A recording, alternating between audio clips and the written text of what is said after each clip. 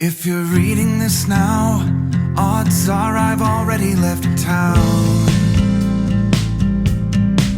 A few cities and it's pregnancy journey চলছে, তারপরে পাশাপাশি একটা পার্ট টাইম জব করছি, তারপরে আবার সংসার সামলাচ্ছি, তারপরে স্টাডি সামলাচ্ছি। তো যাই হোক, আসসালামু আলাইকুম। আমি আজকে চলে আসলাম 10 দিন যে চ্যালেঞ্জ নিয়েছি স্টাডি চ্যালেঞ্জে, তার হচ্ছে 6তম দিন। আমার এখন ব্যস্ততার মধ্যে একটু সময় কাটছে, যেহেতু রমজান মাস।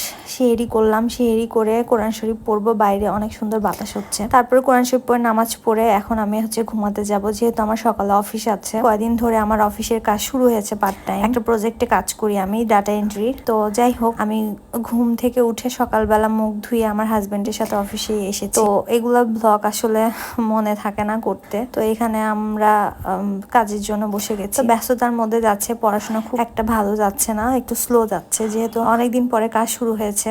তারপরে অফিস শেষ করে 4টার দিকে বা 5টার দিকে আসলাম, এসে আমার রান্না করতে হচ্ছে। তো আমি এই জায়গায় ডিম পেঁয়াজি করছি আর ইফতারির আয়োজন করছি। তারপরে সবার সাথে ইফতারি করব, তারপরে পড়তে বসবো।